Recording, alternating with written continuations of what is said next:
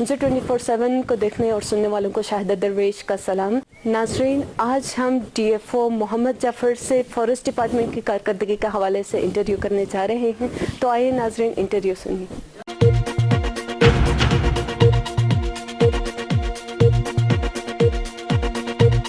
DFO Hunza Mohammad Jafar साहब, हम 24/7 पर आपको खुशामदीद कहते हैं। बहुत बहुत शुक्रिया सर, आप हुंजा में कब तैनात हुए और इससे कबल आप कहाँ ड्यूटी दे रहे थे?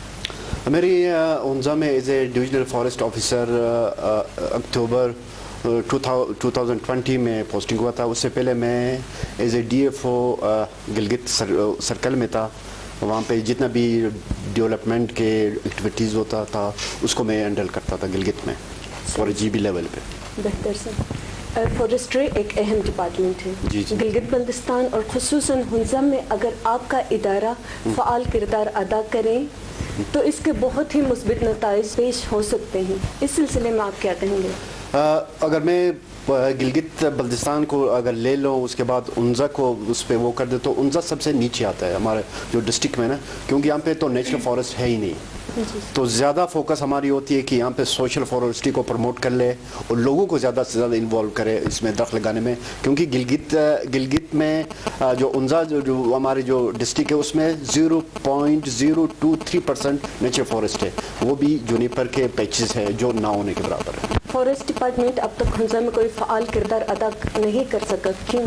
उसकी वजह यह है कि एक तो यहाँ पे कोई एक ऐसा सेटअप नहीं है उसमें दूसरे डिवीजन्स को देखे फॉरेस्ट के, तो वहाँ पे एक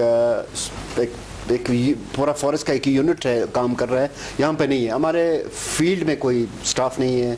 एक DFO की पोस्ट है, उसके साथ एक RFO है, वही तमाम जिम्मेदार होता है उसमें डिस्ट्रिक्ट में।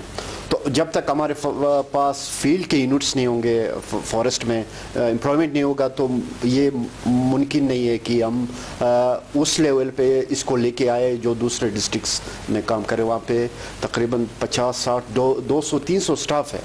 जहाँ पे फॉरेस्ट भी नहीं है वहाँ पे भी स्टाफ इनके पास है। लेकिन हमारे हुंजा में बदकिस्मती ये हुआ कि ये पहले एक ही उसमें था, हुंजा और नगर। जब सेपरेशन हो गया 2015 में, तो ये हुआ था कि जो स्टाफ इधर काम कर रहे थे वो सारे नगर में चले गए और हुंजा खाली रह गए। वज़ीर आज़म इमरान खान ने बिलियन ट्री सुनामी और हानि का आगाज़ किया। ये कैसा प्रोग्राम है और इससे गिलगित बल्तिस्तान खुसूसन हुंजा को क्या फ़ायदा होगा? ये 10 बिलियन ट्री सुनामी जो प्रोग्राम है, ये पूरा पाकिस्तान का एक फ्लैगशिप प्रोग्राम है। इसमें 10 बिलियन दरख्त लगाना है 4 साल में, और गिलगित बल्तिस्तान में हमें दिया हुआ है 170 मिलियन प्लांट्स लगाने का। उसके 2 पोर्शन है, उसमें 10 बिलियन का, इसके लिए तकरीबन 6.9 बिलियन बजट एलोकेट हुआ है। उसमें हमने 2 पोर्शन पे इस पे काम कर रहे हैं। एक पोर्शन वो है जिसमें हमने दरख्त लगाना है 50 मिलियन कम्युनिटी के तहत लगाना है, 50 मिलियन दरख्त, जिसमें गवर्नमेंट के लैंड पे लगाना है और प्राइवेट लैंड पे लगाना है। बाकी 120 जो मिलियन दरख्त है वो नेचुरल फॉरेस्ट में हम लोगों ने उसको वो करना है। नेचुरल फॉरेस्ट में हमारे पास चिलास डिस्ट्रिक्ट है, अस्तोर डिस्ट्रिक्ट है, गिलगित डिस्ट्रिक्ट है और गज़र डिस्ट्रिक्ट है। वहाँ पे जितना भी नेचुरल फॉरेस्ट है वहाँ पे हमने रीजनरेशन करना है थ्रू नेचुरल फॉरेस्ट, और उसमें सीड सोइंग करना है। लेकिन खुसूसन जो उसमें है डिस्ट्रिक्ट हुंजा में है, इसमें हमने प्योरली कम्युनिटी को इन्वॉल्व करना है और कम्युनिटी के बाद जितने भी गैर आबाद ज़मीन है उस पर हमने पौधे लगाना है। ये 2023 तक इस पर हमने काम करना है। और उसमें हुंजा डिस्ट्रिक्ट में 2020 में इस पर कोई काम नहीं हुआ, सिवाय 30,000 दरख्त सिर्फ लगे। बाकी डिस्ट्रिक्ट को अगर देखा जाए तो वहाँ पे तो लाखों में दरख्त लगे। तो इस साल हमारा प्रोग्राम है कि 2021 को हम इस डिस्ट्रिक्ट को हम दूसरे डिस्ट्रिक्ट के मुकाबले बल्कि उनसे अच्छा पोजीशन पे इसको लेके जाए। सर, अभी आपने कहा कि 2020 में इस प्रोजेक्ट पे कोई काम नहीं हुआ, क्यों? उसकी वजह ये था कि एक तो कोविड आ गया। जब यहाँ पे अमूमन ये करते हैं कि स्प्रिंग में पौधे लगा लेते हैं। हुंजा में हमारे पास फरवरी मार्च और आगे गुजाल साइड पे अप्रैल तक लगा लेता है। उसी दौरान ये लॉकडाउन हो गया, उस वजह से हम फील्ड पे नहीं जा सके और ये एक इशू तो ये आ गया। फिर दूसरा ये हो गया कि हमारे स्टाफ इधर जो जिस डीएफओ को इधर प्लेस किया था उसका भी थोड़ा सा वो सेहत भी उसका ठीक नहीं था, वो इधर जम के काम नहीं कर सकता, इसी वजह से इस पे 2020 में कोई एक्टिविटी इस पे नहीं हुई। इस प्रोजेक्ट के अंदर हुंजर में किस किस्म के काम होंगे? इस प्रोजेक्ट में हमारे पास ज़्यादा कम्युनिटी इन्वॉल्वमेंट का है। इसमें मैं आपको बता देता हूँ कि इस वक्त हमारे आगा खान एजेंसी फॉर हैबिटेट के साथ एक बड़ा MOU साइन हुआ। उसमें यह है कि डिस्ट्रिक्ट उन्जा में जितना भी गैराबाद ज़मीन है जो कम्युनिटी ऑन करता है उसके लिए मुख्तलिफ प्रोजेक्ट्स लाना है। अगर जहाँ पे ज़रूरत है लिफ्ट इरिगेशन का तो दरिया से हम पानी लिफ्ट करके ज़मीन आबाद करेंगे, जहाँ पे चैनल निकालना हो वहाँ पे चैनल निकाल लेते हैं, और जहाँ पे हमें पाइप की ज़रूरत है वहाँ पाइप लगा के ना इसको हम प्लांटेशन कर रहे थे। उसके लिए हमने ये वो किया कि जितना पैसा लगता है सरकार का कोई 50 लाख अगर रुपये लगता है पाइप पे उस पर, तो कम से कम इसका इम्पैक्ट इतना हो कि हम 50 लाख रुपए खर्च करें तो कम से कम 50,000 पौधे हम उसी ज़मीन पे हम उगा सके। एक तो ये है, उसमें ये है कि बड़े लेवल पे एक बड़ा प्रोजेक्ट है जो इसको हमने इस साल 2021 में हमने 3-4 साइट लिया हुआ है। नासिराबाद लिया हुआ है, गुलमित अताबाद लिया हुआ है, गुलकीन, हुसैनी, पसू और खैबर, ये हमारे फर्स्ट फेस में। इसमें में भी ये है कि आका वाले ने सर्वे करके गया है, वो जिसको फिजिबल समझे हम पहले उस पर काम शुरू करेंगे 2021 के शुरू में ही। दूसरा फिर जो आपके दूसरा जो क्वेश्चन है वो ये था कि आम कम्युनिटी को क्या फ़ायदा होगा इससे। उसमें ये है कि ये तो बड़े लेवल पे प्रोजेक्ट्स है। दूसरा फिर ये कि जो लोग अपने ज़मीन पे लगाना चाहते पौधे, उनके लिए हमारे पास ये पैकेज है कि वो कम से कम 1200 दरख्त एक जगह पे लगाए। यानी अगर हम उसके पास 1 कनाल ज़मीन है तो हम वो करते हैं कि 1 कनाल ज़मीन में 150 दरख्त लगा सकते हैं। वो 1 कनाल ज़मीन में 150 दरख्त लगा सकते हैं, और हम कहते हैं कि 8 कनाल हो तो कम से कम 1200 पौधे एक जगह पे लगे। क्योंकि ये जो पौधे लगे हैं ये 3-4 तरीके से इसकी मॉनिटरिंग होती है। ऐसा नहीं कि हमने पौधे दे दिया, लोगों ने लगा लिया, उसके बाद कोई नहीं आएगा उसको देखने के लिए। एक पौधा लगेगा, लोगों ने आके उसको देखना है। एक पौधे हम लगाएंगे तो उसमें यह होगा कि हमने उसकी फ़ोटो बनाना है, उसकी कोऑर्डिनेट्स लेना है GPS के ज़रिए, और वो रिपोर्ट होता है प्राइम मिनिस्टर सेक्रेटरीट को, और जितना भी एजेंसीज है उनको जाता है कि ये यहाँ पे एक पौधे लगे। तो लोगों को भी थोड़ा सा विजन रखना चाहिए, थोड़ा सा इसमें कोशिश होना चाहिए जो पौधे हम दे रहे हैं और वो जो है वो मौके पे लगना चाहिए, उसकी मॉनिटरिंग होगा, उससे लोगों को भी फ़ायदा तो लोगों को ही है। जी सर। तो ये चीज़ें हमने वो करना है कि इस दफ़ा हमने लोगों को भी मुफ्त पौधे हमारी तरफ से मुफ्त होगा कि हमने पौधे मुफ्त देना है, उस जगह पे पहुंचाना है जहाँ पे अगर लोग 50-100 लगाते तो हम उसमें कुछ नहीं, हम सिर्फ पौधे देंगे। अगर जहाँ पे 1000 से ज़्यादा दरख्त लगते हैं तो इसमें हमारी तरफ से ये बेनिफिट होगा कि उसके लगाने के फ़ायदे वो पैसे हम उनको देंगे। अगर वो अपनी ज़मीन से डंडे काट के गाड़ लेते हैं और उसको हम दे रहे हैं कि 50 रुपये डंडे के साथ, उसकी मजदूरी हम 50 रुपये देंगे। लेकिन इसमें ज़िम्मेदारी ये है कि लोगों ने उसको पानी देना है और इसको माल मवेशी से बचाना है। सर, हमने देखा है कि इस जैसे प्रोजेक्ट्स के शफाफ होने के मतलब अक्सर सवालात उठते हैं। लोग अक्सर तनकीद करते रहते हैं कि ये सिर्फ अपनों को ही सिर्फ नवाजते हैं। इससे बचने के लिए आपने क्या लाहे अमल इख्तियार? हमारे पास इसमें 2 चीज़ें हमने उसमें रखा। ये दूसरा प्रोजेक्ट में हो सकता है कि शफाफियत ना हो, लेकिन ये जो 10 बिलियन का जो है इसमें टोटली जो है वो ट्रांसपेरेंसी इसमें है। मैं आपको इसका मिसाल ये दे दूंगा कि जो पौधे हमारे पास आ जाते हैं वो कोई कॉन्ट्रैक्टर लेके हम तक पहुंचा देते हैं, एक वो है, तो उसको हम कम्युनिटी को पहुंचा देते हैं और उसमें ये उनको उनके साथ हमारा एग्रीमेंट होता है बाकायदा। प्लांटेशन से पहले हमने कम्युनिटी के साथ एक फॉर्म होता है जिसको हमने उनके साथ फिल करना है, ठीक है, कि जो जितना पौधे लगाए हैं उसको हमने एक कमेटी बनी हुई है, डिस्ट्रिक्ट कोऑर्डिनेशन कमेटी, जो DC ऐड करता है, एक टीम है, वो जाके फील्ड पे उसके मॉनिटरिंग करता है। अब जो जितना पौधे लगे हैं उसको 2 पोर्शन में हम ले लेते हैं। एक तो ये है कि लगाने के बाद उसके बाद आधा पेमेंट हो गई उसको, ठीक है ना, पेमेंट हम पैसे नहीं देंगे उनको, ठीक है ना, वो हम क्रॉस चेक देंगे उस बंदे को उसी के नाम पे चेक होगा, उसके अकाउंट में जाएगा। तो इसमें यह होगा कि बीच में जो कहते हैं कि यार कि ये किस तरह ट्रांसपेरेंस होगा कि हम अपने जेब में पैसे नहीं रखेंगे, बल्कि पैसे उसी को क्रॉस चेक के थ्रू देंगे जितना पौधे लगे। लेकिन इसमें यह है कि उसको हमने ये वो करना कि पौधे जो अब लगाए 3 महीने के बाद उसकी क्या सर्वाइवल है, आया वो सर्वाइव किया नहीं किया, या खाने पूरी के लिए उसने लगाया, ये चीज़ें हमने इंश्योर करना। 2 चीज़ें, एक तो पैसों के हवाले से, दूसरा फिर ये है कि जो इसकी सर्वाइवल रेट को हमने इंश्योर करना है, उसके साथ ये एग्रीमेंट हमारा होगा। अगर हम बात करें तो फॉरेस्ट्री का ताल्लुक ज़मीन के साथ होता है। अपर और लोअर हुंजा में ज़मीनें काफ़ी हैं, लेकिन सेंट्रल हुंजा में ज़मीनें ख़त्म हो रही हैं। इस प्रोजेक्ट के थ्रू कम ज़मीन वाले ज़मींदार को कैसे फैसिलिटेट करेंगे? इसमें 2 चीज़ें, हमारा एक अर्बन हमारी एक वो है अर्बन प्लांटेशन, जिसको हम अब तो डिस्ट्रिक्ट हुंजा में तो इलाहाबाद शहर ही है, इसको अर्बन उसमें वो करें। उसके लिए हमारे पास 2 अभी प्रोजेक्ट चल रहे हैं। एक तो 10 बिलियन का है, दूसरा क्लीन एंड ग्रीन पाकिस्तान का है।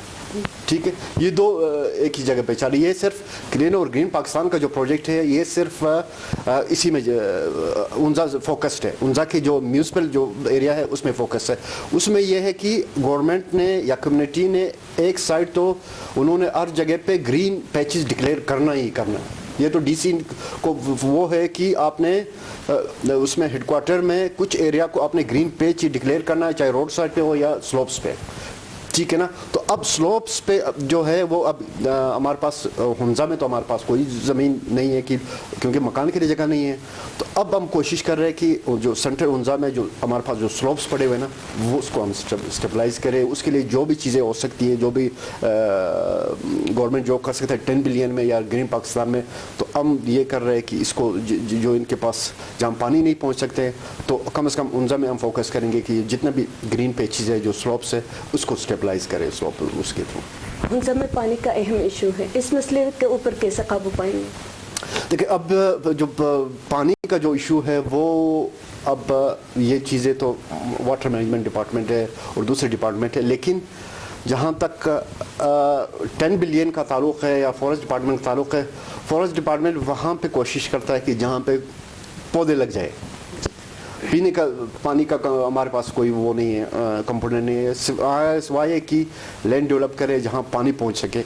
अब मैं 2021 में ये ऑटम में मेरे एक वो फोकस है कि आखा वालों के साथ मिल के कम से कम जिस पोर्शन में हुंजा में या ऊपर करीमाबाद में दूसरी जगह पे अगर जहाँ पानी पहुँच सकते हैं, जहाँ पे ज़मीन वो है, तो हम उस पर सर्वे करेंगे। चाहे वो पाइप के थ्रू हो सकता है या सोलर इरिगेशन लिफ्ट भी हमारे पास है। सोलर का ज़्यादा पोटेंशियल है इधर, क्योंकि बिजली तो है ही नहीं उसमें। तो सोलर पे हम कोशिश करेंगे जहाँ पे अच्छा ग्रीन पेज बन सकते हैं, हम उसी पे काम करेंगे। हुंजा में डिफॉरेस्टेशन बहुत ही तेज़ी से जारी है। लोग सर्दियों में दरख्तों की कटाई बेदरीग करते हैं। इस सिलसिले को रोकना बहुत ही लाजमी है। इसको रोक के बगैर बिलियन ट्री सुनामी का पूरा होना नामुमकिन है। ये जो वो है, क्योंकि हुंजा में तो टोटली जो लोगों के डोमेस्टिक उस पे कंजम्पशन जो है वो अपने बागात के उससे दरख्तों से, क्योंकि नीचे से तो दरख्त इधर आते नहीं हैं। तो अब हम लोगों ने, क्योंकि एक दरख्त ये है ना कि वो लगता है उसको 20 से 25 साल उसको मैच्योर होने में। तो अब ये चीज़ें हमने अभी लोगों को बताना है कि एक दरख्त को मैच्योर तो होने दो, क्योंकि हम मैच्योर होने से पहले दरख्त को काट लेते हैं। तो अब हमने 2 चीज़ उस पे एस्पेक्ट पे अभी काम करना है कि एक तो ये है कि लोगों को कम से कम ये शऊर देना कि एक दरख्त को मैच्योरिटी उसके लिए चाहिए।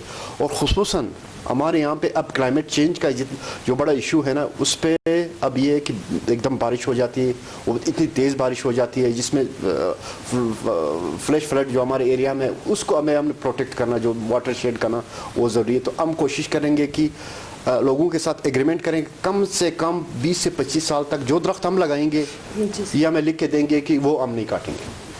10 बिलियन में हमारा ये वो है, बाकायदा एक एग्रीमेंट उनके साथ होगा कि जो दरख्त अब वो लगाएंगे वो कम से कम इसकी जो रोटेशन है, जो जवान होने तक ना, वो कम से कम उस तक वो दरख्त नहीं काटेंगे। ये हमारे उनके साथ एग्रीमेंट होगा। सर, हुंजा में बिजली नहीं, क्या बिजली पैदा किए बगैर डिफॉरेस्टेशन को रोकना मुमकिन है? बहुत मुश्किल है, मैं आपको बता दूँ ना।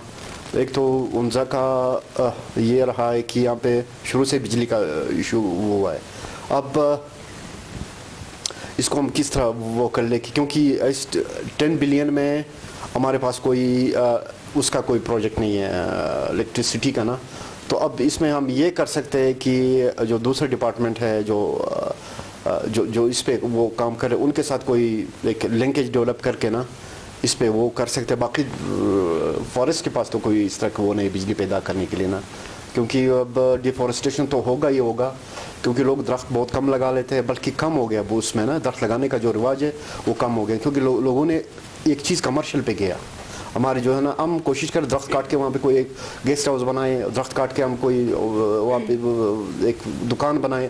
वो इस चीज़ को हमने रोकना है कि जहाँ पे जंगल है उसको जंगल ही रहने देना है। सर, डिफॉरेस्टेशन को खत्म करने के क्या फ़वाइद होंगे? अगर ये सिलसिला जारी रहा तो इसके नुकसानात क्या होंगे, आप हमारे नाज़रीन को बताएं। एक तो डिफॉरेस्टेशन का अब ये ना कि एक तो हम इम्पैक्ट इमीडिएट देखते हैं ना कि यार कि बस दरख्त कट गया तो बस हमारे लिए फ्रूट, लेकिन उसका जो इन्वायरमेंट पर जो इसकी इम्पैक्ट है ना वो बहुत ज़्यादा सीवियर है, खुसूसन इधर हुंजा में। तो अब हमने ज़्यादा से ज़्यादा फोकस करना कि जहाँ पे भी ग्रीन पे जगह मिले हम ज़्यादा से दरख्त लगाए, और इसको हर सूरत में मैं आपको ये वो कह रहा हूँ कि हमारी जो सर्वाइवल है वो दरख्त के साथ ही है। अब इतनी अब पॉपुलेटेड जगह हो गया ना कि अब मैं ये कह रहा हूँ ना कि आते हैं लोग ग्रीन पैचेस देखने के लिए, कि जहाँ पे ग्रीन पैचेस होगा वहाँ पे टूरिस्ट भी आएंगे और लोग भी जाएंगे, और हमारी सर्वाइवल उसी में है। तो हम कोशिश करेंगे कि दरख्त ज़्यादा से ज़्यादा लगाए, और इसको काटने का जो वो है ना वो इसको कम कर लेंगे। हमारे उसमें इस प्रोजेक्ट में ये है कि हम ज़्यादा से ज़्यादा इको टूरिज़म पे हमारी फोकस है कि ऐसे ऐसे जगह पे ग्रीन पैचेस बनाए। हमारे प्रोग्राम है अताबाद के उस साइड पे, वहाँ पे हमने एक ग्रीन पेज डेवलप करने का प्रोग्राम बनाया हुआ है अताबाद में, क्योंकि वहाँ पे उनके पास ज़मीन है। तो हम सोलर लिफ्ट इरिगेशन से झील से हम उस एरिया को जो स्लोप भी है और उधर है वहाँ पे एक ग्रीन पेज डेवलप करके वो इको टूरिज्म पार्क बनाएंगे। लोग अताबाद में उतरेंगे, उसके बाद जाएंगे पार साइड पे कश्ती में बैठ के, वहाँ पे लोकल हट होगा, देसी हट, जो उधर लोग उसको मैनेज करेंगे, प्लांटेशन वहाँ पे होगा, लोग जाके वहाँ पे वो करेंगे। तो दो फ़ायदा इसका होगा, एक तो इन्वायरमेंट पे इसका इम्पैक्ट हो गया, दूसरा आपके इको टूरिज्म ज़्यादा होगा और आपकी इनकम जनरेशन ज़्यादा होगी। तो हमारी ये कोशिश होगी खुसूसन उनजा में कि हम ये कटाई वाला जो सीन है इसको थोड़ा सा कम करके ना, थोड़ा सा कम करके बजाय इसको कमर्शियल तो हो ही हो, लेकिन जहाँ ज़मीन को दरख्तों को काट के कमर्शियल उस पर हमें सोचना है, क्योंकि हमारे फ्यूचर का वो है इसमें कि हम इसको कमर्शियल आज 10 साल के बाद हो सकता कि ये दूसरा मर्री की तरह इतना पॉपुलेटेड हो जाएगा कि वो लोग इधर आना ही वो करेंगे। तो मेरे तो लोगों से ये रिक्वेस्ट है कि आप पहले तरजीह दे दें कि आप एक दरख्त लगा लें, बजाय कि एक दुकान के लिए दरख्त काटे। आप अगर एक काटते भी है आपकी ज़रूरत है तो कम से कम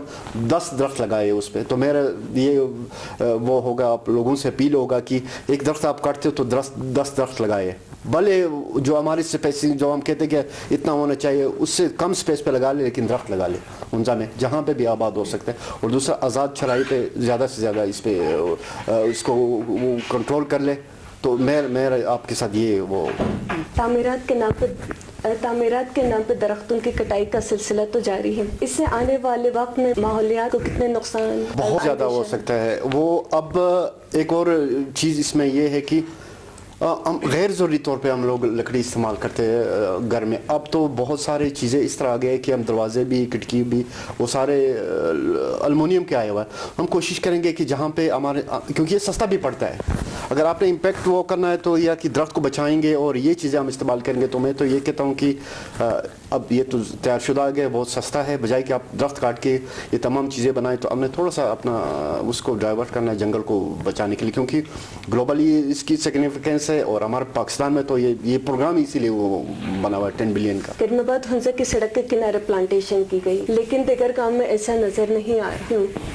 वो हम इस तरह, ये तो हमारे एक पायलट प्रोजेक्ट है। हमारी जो फॉरेस्ट का जो वो है वो उसमें ये है कि जब तक लोग हमारे वो नहीं करेंगे, जिम्मेदारी नहीं लेगी, एक तरफा काम नहीं होता है। फॉरेस्ट्री जो एक्टिविटीज़ जो होती है ना, पौधे लगाना सबसे आसान काम है, पौधे लगा लिया उसके बाद उसको छोड़ दिया, लेकिन उसके बाद जो 90% जो काम होता है उसके बाद शुरू हो जाते हैं। अब लोगों को अपने इससे डालना होगा। हम पूरे मेरा ये वो है कि पूरे मैं नासिराबाद पुल से भी मैंने प्लांटेशन शुरू किया, आप देखेंगे तो वहाँ से भी मैंने मैं पूरा उनजा में जहाँ जहाँ वो जाता है, सड़क जाती है, मैं कोशिश करूँगा कि इस सीज़न में हर जगह पे मैं पौधे लगा लूँ, लोग जिम्मेदारी ले ले उसके बचाने के लिए। मैंने टैंकर भी मंगवाया इधर, और जहाँ रोड साइड पे है पानी का वो भी हम वो करेंगे, ये तो इंशाल्लाह हो जाएगा। ये इस प्लांटेशन और वाटरिंग का काम 22 स्काउट्स को दी गई है, तो क्या इसके लिए प्रॉपर मुलाजमिन की ज़रूरत नहीं? उसमें ये है कि और उस पर मुलाजिम रखना बहुत मुश्किल है सरकार के लिए,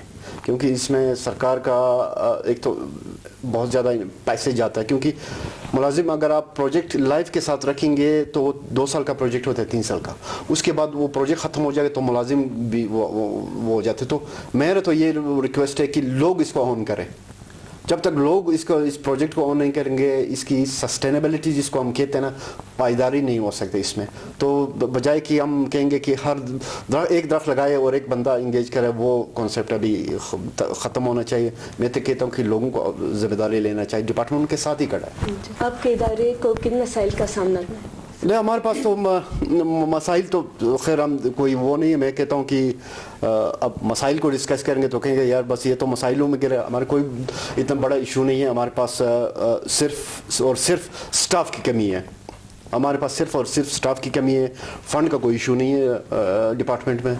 वो जितना भी मैं कह रहा हूँ ना कि 10 बिलियन में जितना भी पैसे लोग कोशिश करेंगे, जितना दरख्त लगाए, ये नहीं कि उनजा के लिए इतना कोटा है इससे ज़्यादा आप खर्च नहीं करना, नहीं, ऐसा नहीं है। जितना आप दरख्त लगाएंगे इतना पैसा आपको मिलेगा। इसमें ये है कि लोग शामिल हो जाए। लेकिन इशू मुझे थोड़े से आ रहे हैं कि जहाँ पे अब मेरा जो हुंजार डिस्ट्रिक्ट है वो दूर दराज इलाका है, वो 11,000 स्क्वायर किलोमीटर पे है जो दूसरे डिस्ट्रिक्ट के मुकाबले में। तो अब मुझे शिमशाल भी जाना पड़ता है, चपूरसन भी, मिसकर भी। अब मेरे पास फील्ड स्टाफ नहीं है। अब अगर शिमशाल में कोई फील्ड स्टाफ होता तो कम से कम मैं शिमशाल को फ़ोन करके उसको बता देता कि वहाँ पे ये एक्टिविटीज़। अब मुझे खुद इधर अलियाबाद से शिमशाल जाना पड़ता है, मेरे रेंजर को उधर जाना पड़ता है, चपूरसन जाना। तो स्टाफ की सबसे ज़्यादा कमी है हमारे पास। आपके पास मुलाजमिन की कमी है, तो जो चंद मुलाजमिन है वो भी कॉन्ट्रैक्ट पर, तो उसको परमानेंट क्यों नहीं करते? अब जो उसमें जो हमारे पास जो तकरीबन 11 मुलाजिम है जो कॉन्ट्रैक्ट पे है, उसको हम कंटीजेंसी कहते हैं, उनके लिए हमारे पास पोस्ट खाली है। जो 11 मुलाजिम है, 11 के हमारे पास पोस्ट खाली है। अब इशू ये आ रहा था कि पिछले उससे कि जॉब पे बैन लग गया, उसी वजह से उनको वो नहीं हुआ। अब गवर्नमेंट ने एक पैकेज उनको दिया हुआ है। जो हमारे पास जो 11 पोस्टें खाली है उसके अगेंस्ट 11 मुलाजिम रखे हुए हैं, वो पक्के हो जाएंगे। इसमें कोई वो नहीं है। जो वो कॉन्ट्रैक्ट के मुलाजिम है वो तो पक्के हो जाएंगे, लेकिन वो भी नाकाफ़ी है। वो भी नाकाफ़ी है इसलिए कि हमारे पास रकबे ज़्यादा है। जी सर, तो मजीद क्यों नहीं लेते? मजीद के लिए हमने डिमांड दिया हुआ है। और 11 मुलाजमीन से तो बिलियन ट्री सुनामी का ख्वाब तो पूरा तो नहीं होगा। नहीं हो सकता है। हमने दोबारा डिमांड दिया, कोई 38-40 हमने मजीद वो किया है पक्का मुलाजिम के लिए, वो हमने रखा हुआ है। इंशाल्लाह वो हमारी गवर्नमेंट से भी अपील है, और इधर के जो हमारे मेंबर है, हमारे जो सीनियर मिनिस्टर है, उसकी नोटिस में भी हमने लेके आया कि हमारी ये डिमांड है, हमने डिमांड फाइनेंस तक पहुंचाया हुआ है। तो वो भी इसमें हमारे साथ दे दे तो इंशाल्लाह ये कम से कम हमारे जो मुलाजिमों का जो वो है, इसमें कुछ मुलाजिम भी लग जाएंगे और हमारे ये 10 बिलियन का वो ये भी कामयाब होगा। सर, हुंजा में चरागाहों का एक मुनज़्ज़म निज़ाम है। इन चरागाहों की बेहतरी के लिए यानी वहाँ भी कोई प्लांटेशन का इक़दाम मुमकिन नहीं? क्यों नहीं है? उसमें यह है कि हमारे पास जो पास्चर जो वो है वो फॉरेस्ट और वाइल्ड लाइफ 2 अलग डिपार्टमेंट है, लेकिन एक सेक्रेटरीट के अंदर है। जो हमारे जो चरागाह में सबसे ज़्यादा पोटेंशियल है वाइल्ड लाइफ का हुंजा में, तो उसमें हमारे ये जो 10 बिलियन का जो फॉरेस्ट का कंपोनेंट है, इसी तरह 10 बिलियन का वाइल्ड लाइफ का कंपोनेंट है। उसमें चरागाहों की बहाली का बड़ा मंसूबा उसमें शामिल है। तो चूँकि मैं डिस्ट्रिक्ट में फॉरेस्ट को डील करता हूँ, इसी तरह एक DFO जो है वो वाइल्ड लाइफ को डील करता है, लेकिन उनके पास चरागाहों के इंतज़ाम और इंसराम का अलग प्रोजेक्ट है। वो उसी पे बहुत बेहतर बता सकते हैं कि वो कौन से एरिया में काम कर रहे हैं। लेकिन ये 10 बिलियन में ये चरागाहों की बहाली का भी है। सर, दरख्तों की बेहतर कटाई तो होती रहती है, क्या कटी हुई जो लकड़ी है उससे कोई पॉजिटिव चीज़ बनाने के लिए आपने कोई इक़दाम की? बिल्कुल, वो है हमारे उसमें। हमारे पास जो 10 बिलियन में है वो वुड बेस्ड इंडस्ट्री का एक कंपोनेंट है, जिसमें ये है कि जो जो लकड़ी से, जो हमारी जो देसी लकड़ी है, अखरोट की है और बेद की लकड़ी है, उससे हम कोई इंडस्ट्री डेवलप करें। उसके लिए हमारे पास प्रोजेक्ट है। उसमें ये है कि वो जो बंदा हमारे पास आर्टिस्ट है, आर्टिज़न है, वो कोई ट्रेनिंग दे दे, कि वो लोगों को जो बेरोज़गार है, जो वो है, उनको ट्रेनिंग दे दे, कम से कम एक हुनर सिखाए उसको। क्योंकि पहले दौर में तो हमारी तो तमाम चीज़ें, हमारे बर्तन जो थे वो सारे लकड़ी के थे। अब भी हम कोशिश कर रहे हैं कि एक ऑर्गेनिक टाइप का एक चीज़ बने, उनजा को हम उस हवाले से डेवलप करें कि वो एक उसमें ख़वातीन भी शामिल हो सकते हैं। क्योंकि ख़वातीन का आपने इसमें वो नहीं पूछा, उसमें मैं ये बताना चाह रहा था कि 10 बिलियन में ख़वातीन का बड़ा एक कंपोनेंट है। उसमें हम ये चाह रहे हैं कि ख़वातीन कोई ऑर्चर्ड बनाए फ्रूट के, या कोई नर्सरी बनाए।